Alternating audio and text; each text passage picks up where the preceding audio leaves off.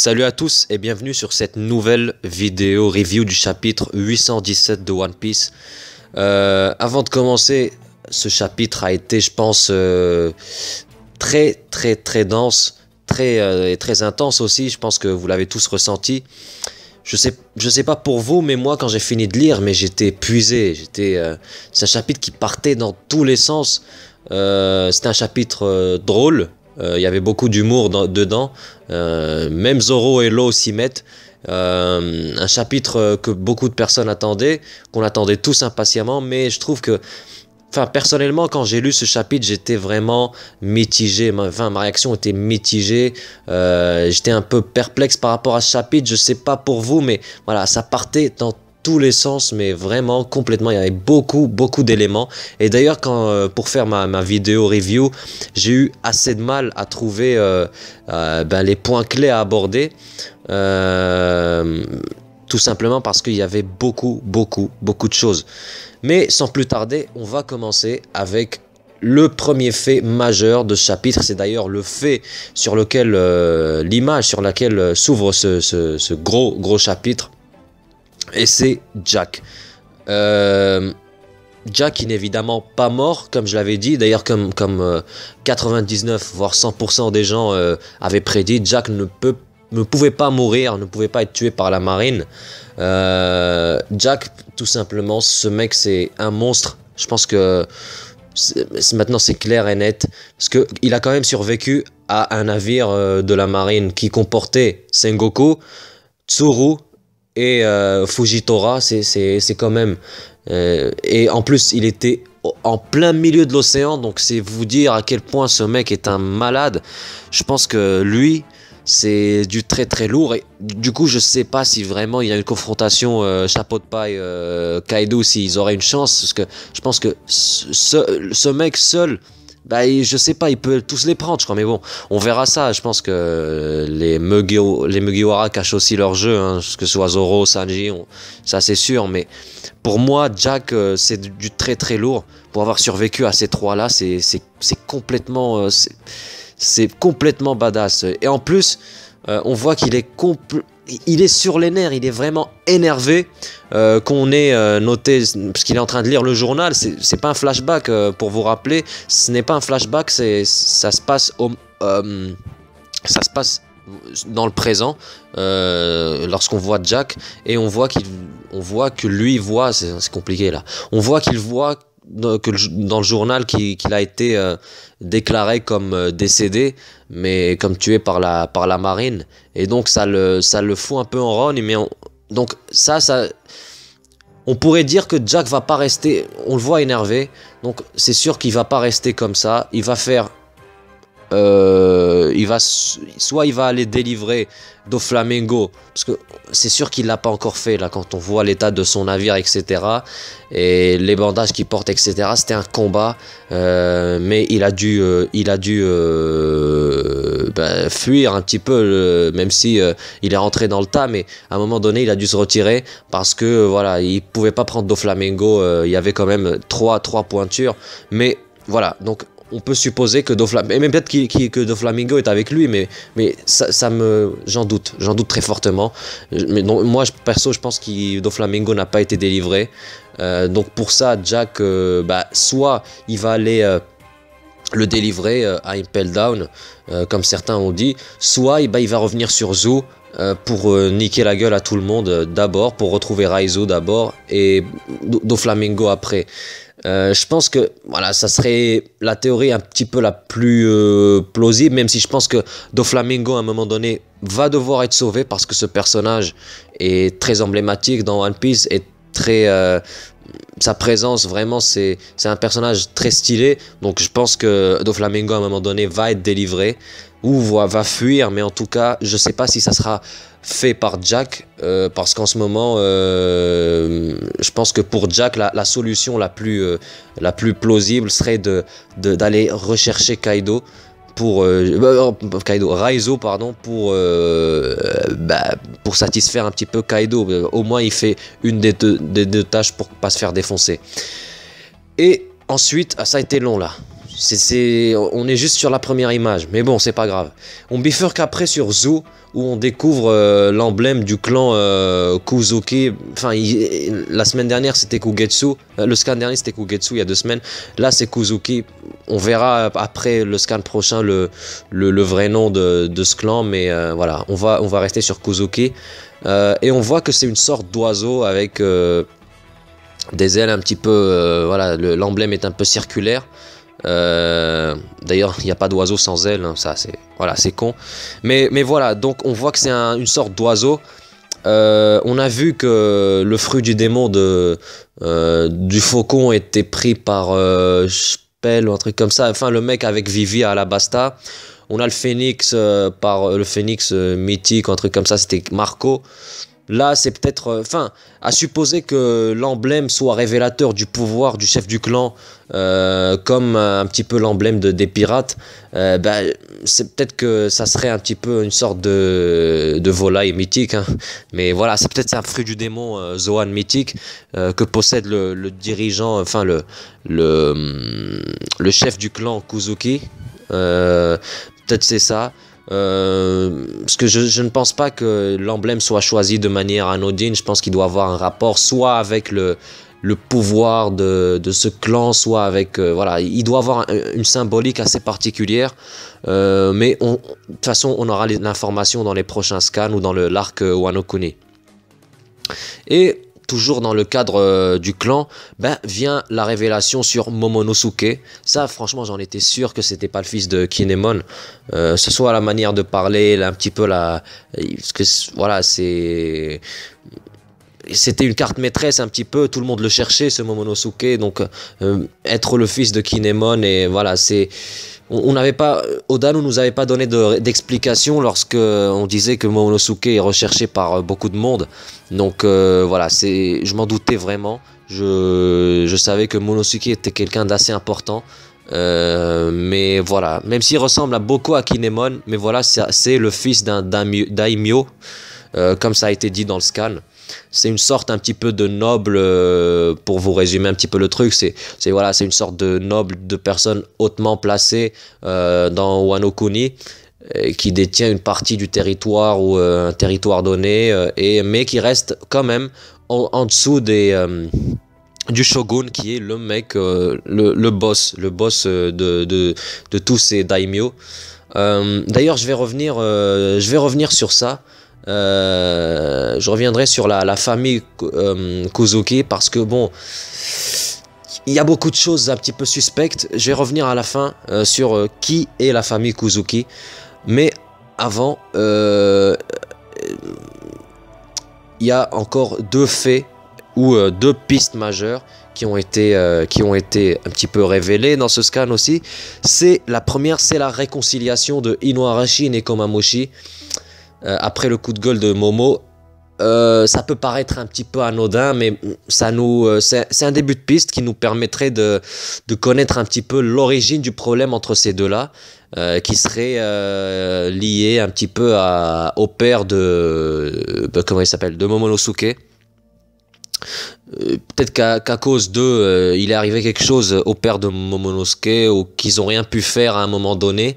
Je reviendrai sur ça à la fin aussi, lorsque je parlerai des Kuzuki, mais voilà, c'est peut-être par rapport à ça, c'est sûrement par rapport à ça d'ailleurs, peut-être qu'ils ont été incapables de faire quelque chose ou de protéger, ou ils ont subi une défaite, je sais pas, mais c'est sûrement par rapport à ça. Mais on commence un petit peu à avoir des éclaircissements sur ce point-là. Et le deuxième fait majeur, c'est le fait le plus majeur du scan, c'est Raizu. Tout le monde attendait Raizu. Donc voilà, c'est tout ce qu'il y a à dire sur lui. Non, je déconne bien sûr. Il y a tellement de choses à dire sur ce putain de Raizu. Physiquement, on est d'accord. Et je m'attendais un petit peu d'ailleurs à ce que ce soit ce topo-là, mais physiquement, ce personnage est dégueulasse. Faut pas se le cacher, il est dégueulasse. Grosse tête, petit corps, c'est n'importe quoi. C'est n'importe quoi. Mais avec Oda, on sait que le physique, c'est pas le plus important. On sait qu'il peut donner des moments épiques à n'importe quel personnage, mais quand même. Le physique, ça peut jouer. Raizu, là, je suis pas déçu, mais parce que je m'y attendais un petit peu à cette douille. Mais voilà, c'est physiquement, parce qu'il a ce physique, ça change énormément de choses.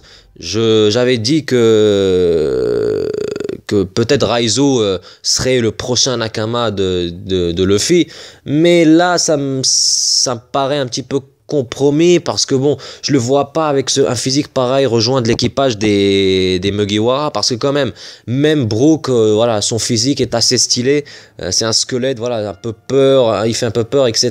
Donc voilà, il n'y a aucun personnage dans l'équipage de Luffy qui est un petit peu comme ça, quoi, un petit peu dégueulasse, mais voilà, il faut donner des moments épiques à cet équipage, aux membres de l'équipage, etc. Et lui, lui donner des moments épiques, je sais pas.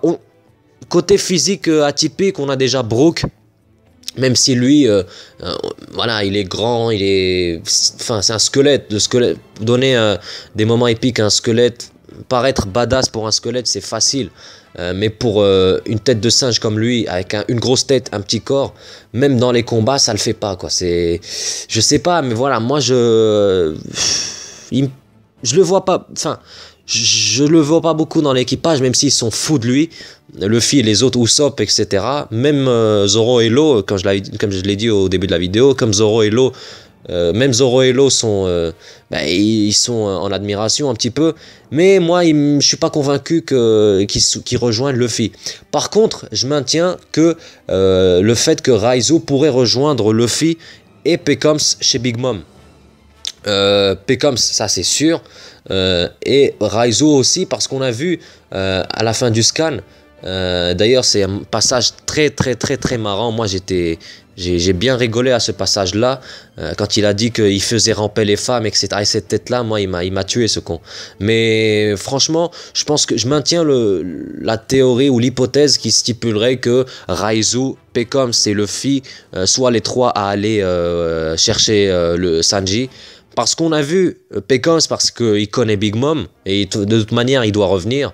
Luffy, parce que c'est le capitaine, il doit aller chercher Sanji. Et Raizu, on a vu un peu de ses techniques à la fin du scan. Il est moche, certes, mais il a l'air assez puissant quand même, et assez doué pour ce qui est dissimulation, fumée, fuite, etc. Donc voilà, pourquoi pas. Je le verrais bien accompagner Luffy. En plus, voilà, un personnage aussi important, parce qu'il a quand même beaucoup d'importance. Jusqu'à présent, on a entendu Raizu, mais ça fait 1 an qu'on entend parler de lui. Je pense qu'il devrait aussi avoir un moment un peu à la Jinbei, Crocodile, etc. Un petit moment de... il va s'allier à Luffy peut-être pour sauver Sanji. Mais voilà, je le verrais bien dans ce registre-là.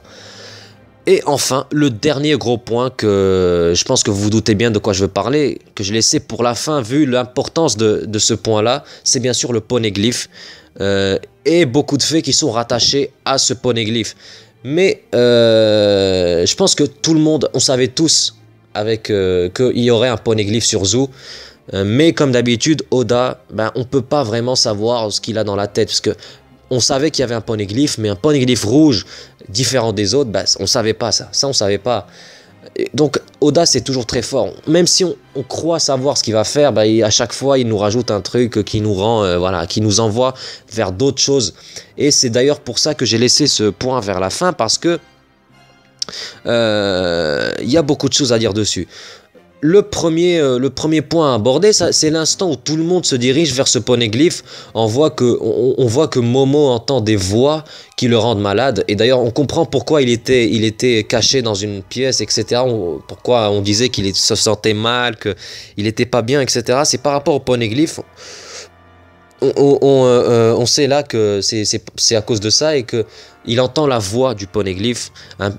Et comme le dit Inuarashi ou Nekomamushi, je crois, ça lui rappelle, c'est Kinemon qui dit que ça lui rappelle le père de Momonosuke, qui entend aussi les voix du poneglyphe, et une autre personne, comme dit Nekomamushi, évidemment cette autre personne, c'est Goldie Roger, Et ça, c'est sûr et certain, mais en plus ça expliquerait pourquoi ils connaissent Shanks. Je pense que et ce que quand ils ont vu Luffy, il lui a dit que le chapeau qu'il détient aujourd'hui, il a déjà vu chez Shanks, quoi.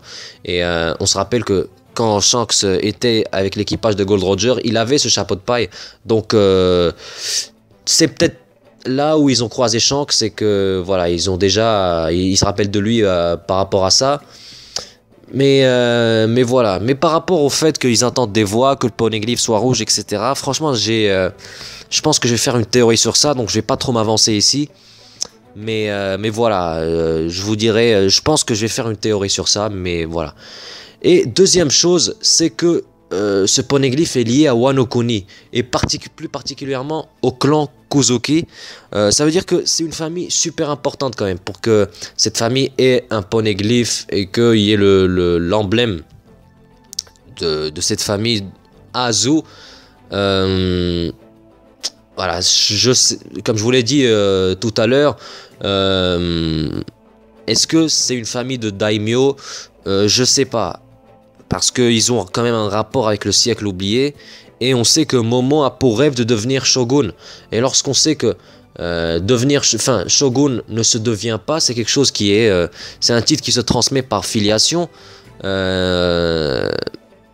Donc, je sais pas pourquoi Momonosuke a espoir de devenir shogun alors qu'il sait ces choses-là, que c'est héréditaire, que c'est par filiation.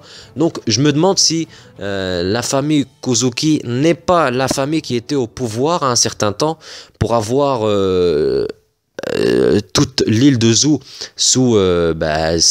pour avoir toute l'île de Zou qui est rattachée au clan Kuzuki, pour avoir sous sa main Nekomamushi et Inuarashi, c'est quand même des grosses pointures, c'est du niveau de Jack. Donc voilà, c'est pour avoir toute cette tribu de guerriers sous sa main. C'est voilà, est-ce que les Kuzuki n'ont pas été jusqu'à un passé pas très lointain, jusqu'à récemment, la famille au pouvoir, la famille qui avait comme leader le shogun de Wano Kuni, hein, pas simplement un daimyo, mais qui a été destitué de ses pouvoirs par rapport à un incident, et c'est d'ailleurs pour ça que ça expliquerait peut-être le conflit entre Inuarashi et Nekomamushi, qui n'ont pas pu arrêter la personne qui a pris le pouvoir actuellement de pousser vers la sortie le clan Kuzuki. C'est peut-être ça, ou alors on pourrait se dire que ça remonte à 1000 ans, même avant que on pourrait se demander que si en fait la tribu des Mix et j'ai du mal aujourd'hui, et le clan Kuzuki ne serait pas lié même avant 1000 ans, même avant le siècle oublié. On pourrait se dire que peut-être que Zou, l'éléphant, est né peut-être sur Wano Kuni ou à côté de Wano Kuni, et peut-être est né sur le territoire que dirige le daimyo qui est la famille, le clan Kuzuki. Et donc ils ont été rattachés à ce clan, les Mix ont été rattachés à ce clan naturellement, ce qui expliquerait que voilà, ils ont une relation pas simplement de subordination, mais une relation de fraternité, d'amitié profonde qui est vraiment plus forte que tout, qui aurait pu conduire à la destruction de toute une population. Ça, c'est peut-être ça. Donc voilà, ça serait ça serait l'une de ces deux hypothèses, et puis voilà. Je pense que c'est une chose de par rapport à Zou, je pense que ces deux hypothèses pourraient être plausibles. Et pour finir, et pour revenir sur ce poneglyphe, est-ce que, pour revenir sur le poneglyphe et sur beaucoup de choses concernant les Mugiwara, sur Jack et sur l'enchaînement des événements, est-ce que bah, ce poneglyphe ne serait pas lié à celui qu'a trouvé Jinbei, parce qu'on sait que Jinbei a trouvé aussi un poneglyphe, on le voit dans les couvertures, à un moment donné, on voit que Jinbei remonte un poneglyphe qui était caché dans des ruines, je pense, ou un truc comme ça. Donc voilà, est-ce que ça serait pas la moitié du poneglyphe qu'a trouvé Jinbei, et ce qui conduirait Zoro et les autres à aller retrouver Jinbei d'abord, Robin et les autres à aller retrouver Jinbei dans un premier temps avant d'aller à Wano Kuni, et aussi ça permettrait d'éviter le combat avec Jack et Kaido pour le moment, parce que bon, ils vont aller retrouver Jinbei quelque part, et donc ils seront pas à Wano Kuni ni à Zou d'ailleurs, donc ce qui veut dire qu'ils vont éviter le combat contre Jack jusqu'à ce qu'ils soient tous réunis, Luffy, Sanji et les autres. Comme ça on aurait une bonne grosse confrontation contre Kaido et ses hommes, et là ça serait beaucoup plus plausible. Je pense que ça peut être possible que Robin, après avoir lu le poneglyphe qu'elle a sous la main, peut-être que ce poneglyphe signalerait que l'autre moitié, peut-être une information importante serait sur le poneglyphe qu'a trouvé Jinbei, et que ils retrouveront Jinbei par la même occasion, et on saura aussi si Jinbei rejoindra ou non l'équipage des Mugiwara, et par la même occasion on aura évité le combat contre Jack si jamais Jack revient sur Zou, et le combat contre Kaido si jamais ils vont à Wano Kuni tout de suite. Et ça serait, je pense, beaucoup mieux. Comme ça, on aurait une bonne grosse confrontation. Luffy, Zoro et Sanji réunis contre Kaido et ses hommes et ses flottes. Je pense que ça pourrait être plausible. Mais voilà, j'attends vos avis par commentaire en tout cas.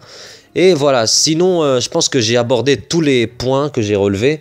J'espère que c'était pas facile, franchement, parce qu'il y avait tellement de choses.